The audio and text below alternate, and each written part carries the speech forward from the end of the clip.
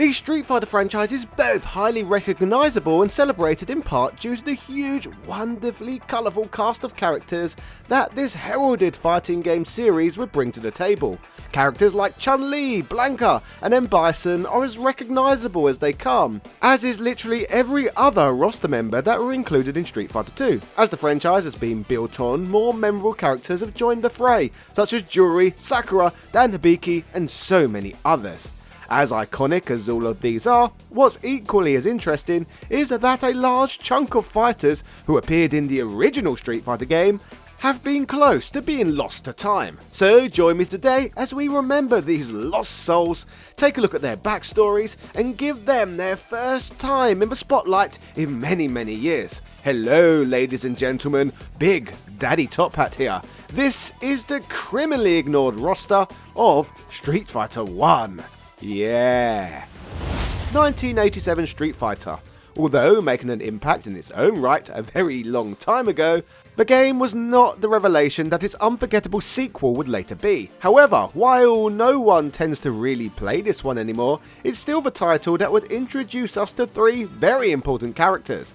For those who inserted coins into a 1987 Street Fighter arcade unit, Player 1 would always default to the white gi wearing Ryu, whereas Player 2 would control the red gi wearing palette swap who would be known as Ken. During their humble beginnings as karate champ knockoffs, at the end of a tournament to finish their story, they would take on the final boss, the legendary Emperor Muay Thai himself, the imposing Sagat. Although all debuting in this title, they would all become household names and help reshape arcades a few years later. Becoming integral characters in Street Fighter, all three would grow over the course of the franchise. But what about the rest of the cast? You know, the ones beyond the big three. There were 9 whole other characters you'd face off against before even reaching Sagat, and many would never be playable in any form ever again, despite this game's historical significance. When it comes to many of these characters' modern fate, the best parallel I can draw with all of this is comparing the original Street Fighter and Street Fighter 2 to the original Dragon Ball and Dragon Ball Z. Although all very popular, it's the follow-ups that have remained relevant to the mainstream rather than the origins. I mean, most people could tell you who Frieza and Vegeta are, but Master Carrot or Nam? Not a chance. The Street Fighter 1 roster is full of fighters who I could best describe as very Nam-esque, who although might not be as interesting as a Frieza, Vegeta, M. Bison or Chun-Li, their obscurity and somewhat irrelevance is part of their charm to me. Speaking of the tournaments in Dragon Ball, how good is Dragon Ball FighterZ? It's like the Marvel vs Capcom game that Infinite should have been. This huge game with an expansive roster can be purchased for 90% cheaper than through Steam at just $6.48 using my affiliate link. Thanks to this video sponsor, Instant Gaming, you can use my link and get thousands of huge discounts on many titles, support the channel and get more bargains through these tough times simultaneously with the link. Happy shopping! Anyway, where was I? Oh yeah. The original Street Fighter is largely considered a relic of its time, and by all accounts, forgettable in comparison to its direct sequel, and the litany of upgrades the title received.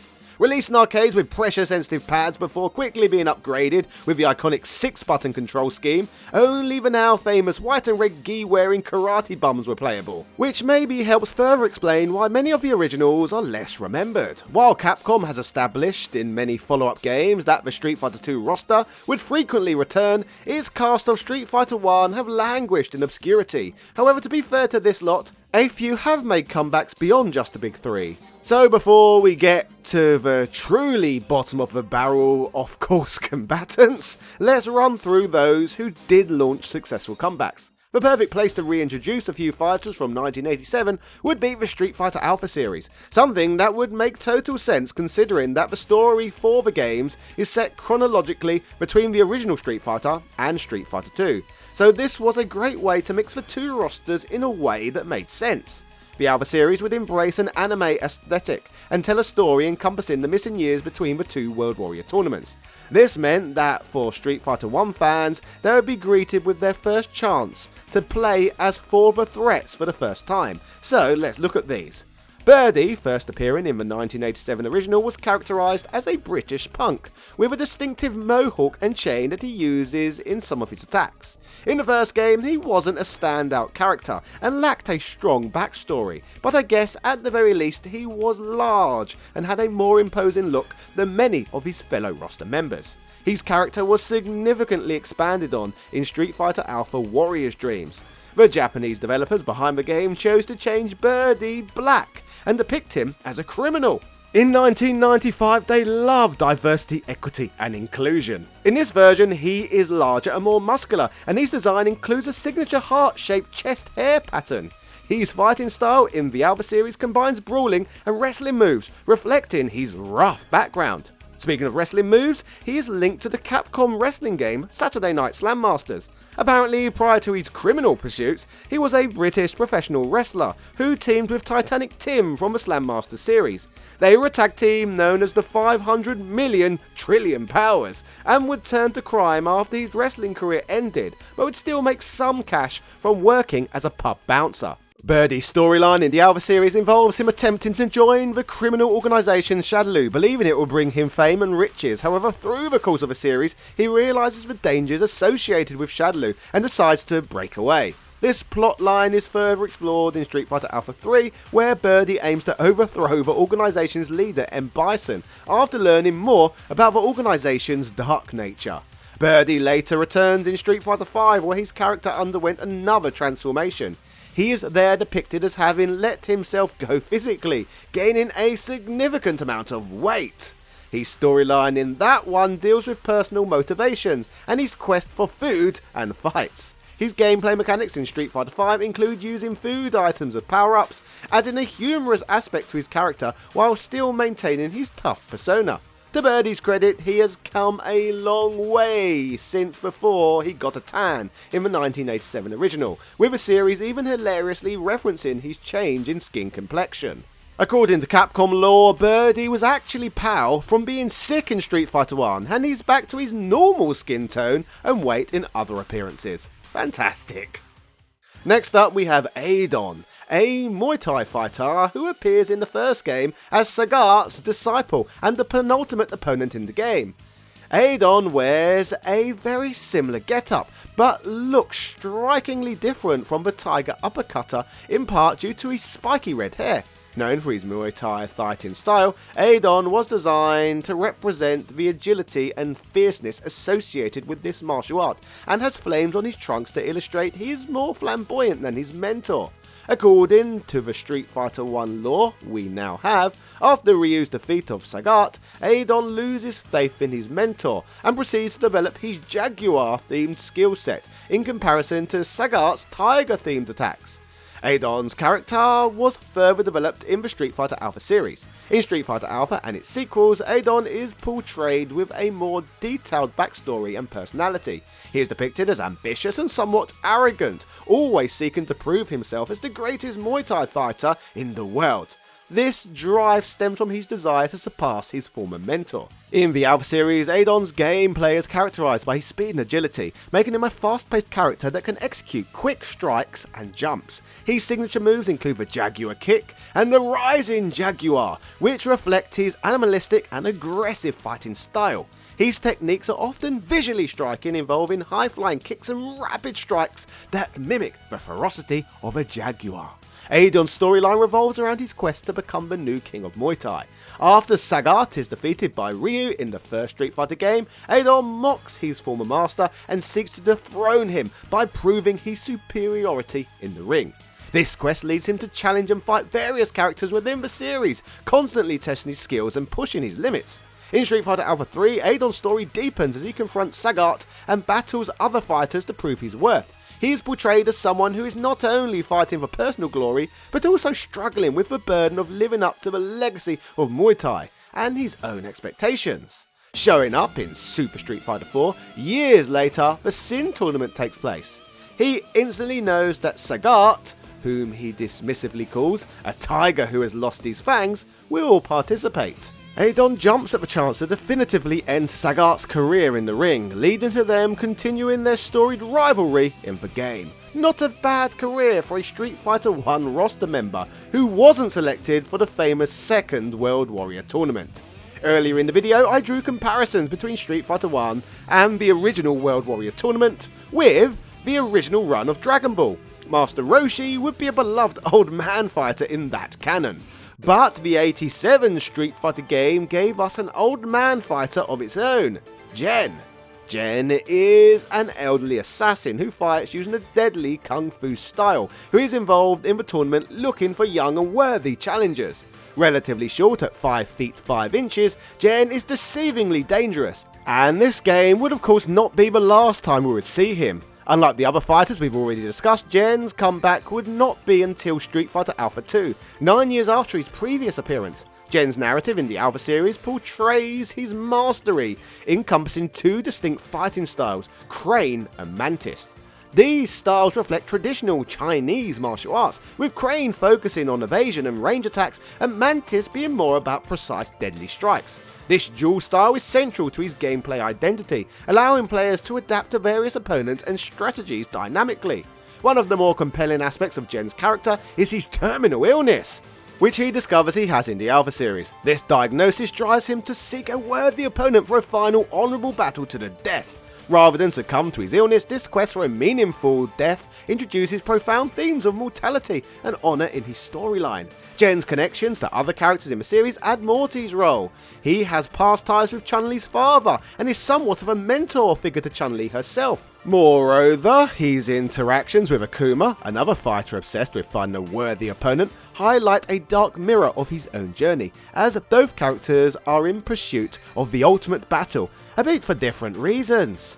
Based on the endings you encounter, Akuma either spares Gen, noting his illness, or Gen enjoys defeating Akuma but refuses to kill him. The two do battle again in Street Fighter Alpha 3, but despite his terminal issues, this wasn't the end of the old man just yet. Gen returns still fighting his illness in Super Street Fighter 4, protecting Chun-Li from the destruction of the Sin base, and amazingly, by Street Fighter 5, Gen is still just about alive.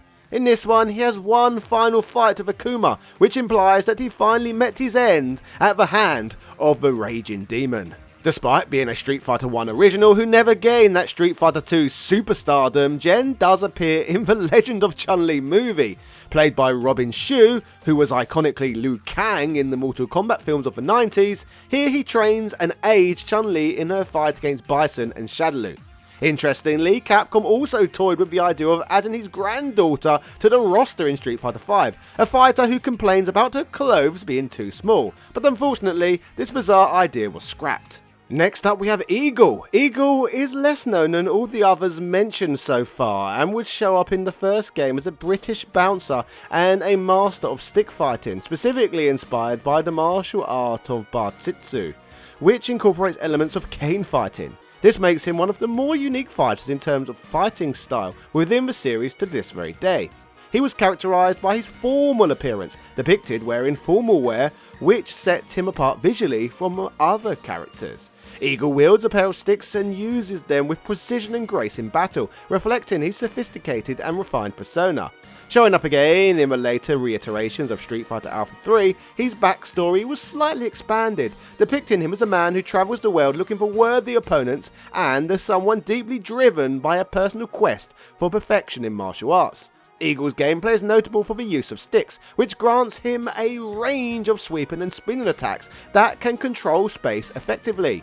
His fighting style in Street Fighter Alpha 3 is distinguished by its rhythm and flow, making him appealing for players who prefer characters with precise technical skills. Despite his appealing design and unique fighting style, Eagle has remained a relatively minor character in the broader Street Fighter universe.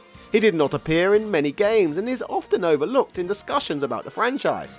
Amazingly though, he is playable in Capcom vs SNK 2. Not bad whatsoever for a relatively obscure Street Fighter character from '87. It's worth noting though that he has got some additional love in Adon's Street Fighter vs Final Fight comic that came out just recently. It is believed that his post-Street Fighter 1 revision was heavily based off of Freddie Mercury of Queen, a theory backed up by the fact that he quotes his songs in his win quotes. This is further compounded by Capcom alluding to him being a homosexual in Capcom vs SNK 2. where he indicates to Cammy that he is not into young women and warns the succubus Morrigan that her charms won't work on him. Then again, I'm sure plenty of you in the comment section will comment that he might just be based and doesn't like simping to women. Comment below and answer the question. Let me ask you, is Eagle gay? Now we have got through everyone that has made successful comebacks, it's finally time to tackle the fighters whom you are perhaps keenest to hear discussed.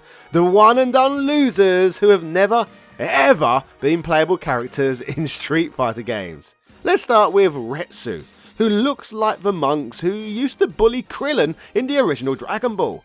In the original Street Fighter, Retsu was one of the initial opponents that players could face.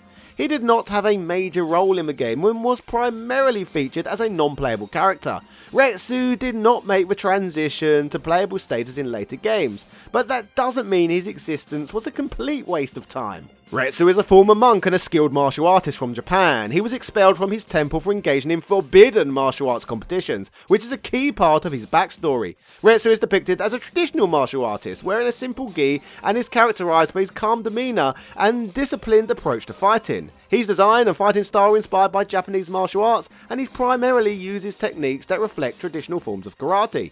Retsu's fighting style was straightforward, utilizing basic punches and kicks. He did not possess any of the more flamboyant or supernatural abilities that later characters in the series would display. His fighting approach was more realistic, focusing on traditional martial arts techniques. In the Adon comic series adaptation of Street Fighter, Retsu serves as an assistant to Gusetsu at his dojo, the master of both Akuma and Ryu and Ken's master, Goken, who has been playable since the Street Fighter 4 series. Initially in this, he is depicted preparing meals for a recovering Akuma. Retsu is dispatched by Gusetsu to visit Goken in the mountains, delivering the news that Goken was one of only 2 students who managed to endure 14 days in the mountains without sustenance. When Goken inquires about the identity of the other successful student, Retsu reveals it to be Akuma, Goken's brother, who has also reached a pivotal spiritual realization. Tasked with locating Akuma, Retsu first searches Tokyo, without success as Akuma lacks a fixed address. He continues his quest to the village, gathering ominous tales about Akuma, who is feared as a malevolent force, a brutal entity delighting in the torment of others' demise. Reporting these findings to Goken, Retsu advises him to relinquish any hope of reconnecting with Akuma. Later, Retsu engages in a sparring match with Ryu to assess the young fighter's capabilities. However, under the influence of the Satsui no Hado, Ryu overwhelms Retsu until Goken intervenes to prevent further violence. Rather interestingly, this obscure fighter apparently became super close to becoming playable in 2004. He almost made his debut in the much maligned Capcom Fighting Evolution, whereby he would have been a team member of Team Street Fighter 1, alongside Eagle, who had recently had a new sprite created for Capcom vs SNK 2. Supposedly, a young Sagat would also have been on the team, but this content was cut. In a cool twist though, at least some respect would finally get put on Retsu as recently as last year in Street Fighter 6. Retsu features as a challenger in the World Tour mode, where his basic moveset mirrors that of Ryu, but he is distinguished by a unique special attack, the Hakai Jerry, a leaping kick that nods to his original tactics in the first Street Fighter game. Additionally, Retsu makes appearances in various game scenes. He can be seen in the background of the Macho Ring stage and also in Ryu's arcade mode illustration. He is also depicted in a flashback scene taking place just before the main events of the game, where he joins Ryu and Dan in volunteering at a Japanese festival. Wonderful. Geki is a relatively obscure character in the expansive Street Fighter universe, appearing only in the original Street Fighter game released by Capcom in '87. He did not reappear as a playable character in later games and remains a minor figure in the series. Geki is a Japanese ninja, complete with a traditional ninja outfit that includes a mask to conceal his identity. His design is characterized by the typical attributes associated with ninjas in popular media, such as stealth and the use of shurikens, and a claw weapon which enhances his lethal abilities and mysterious aura. Geki is a character that has found himself replaced by better designed characters. He's easily been supplanted by the claw-wielding Vega and a number of more unique ninjas such as Guy, Ibuki, Maki and Kimberly.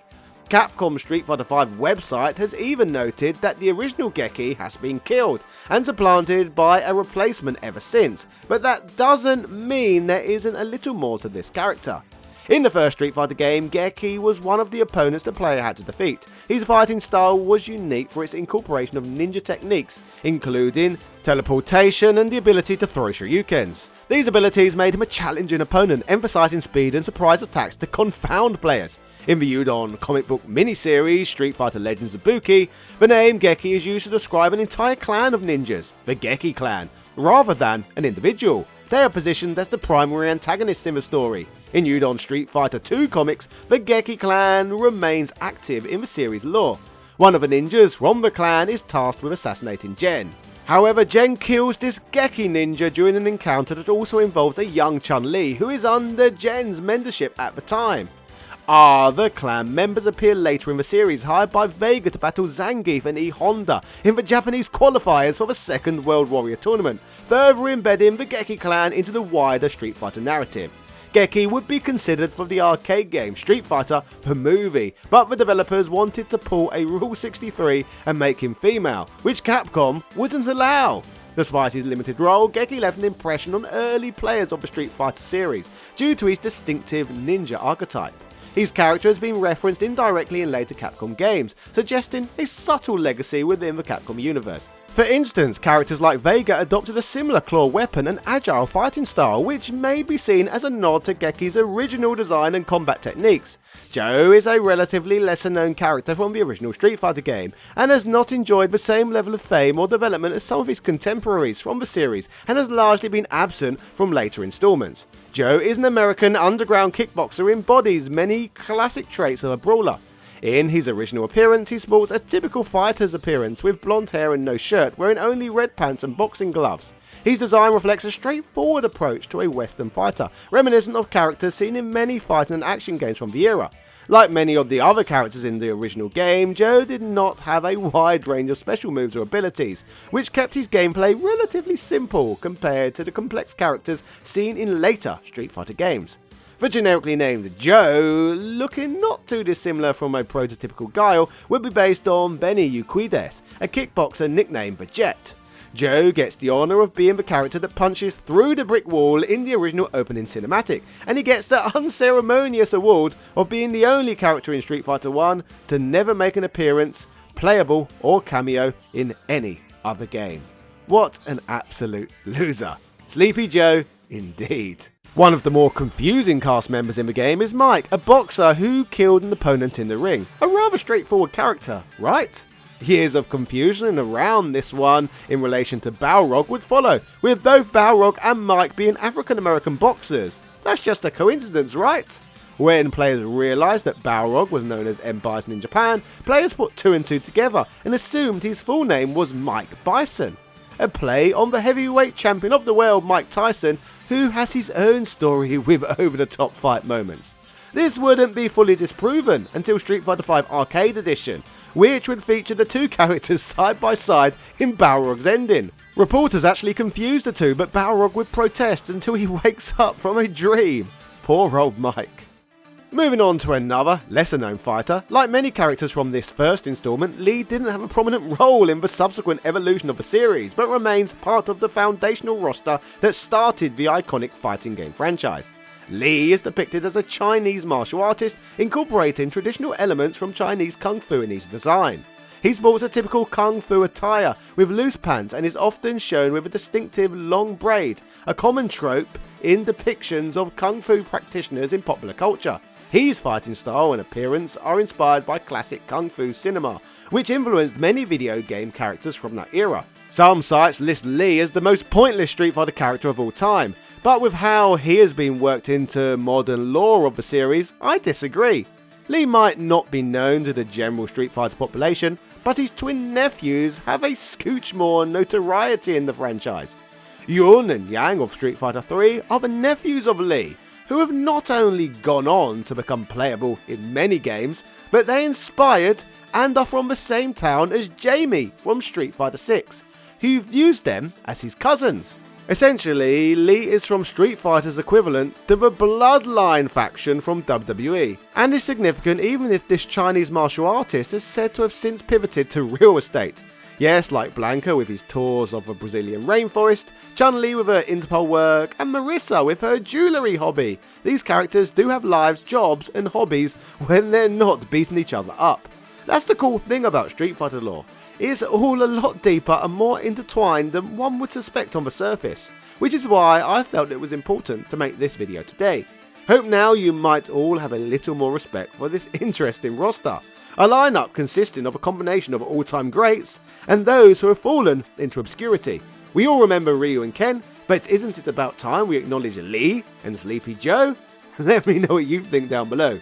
Some of these lot could be considered the lost characters of Street Fighter, or at least the ones that never got their fair shake. Remember, you can get huge discounts on thousands of games by using my Instant Gaming affiliate link. So happy shopping to you. Cheerio.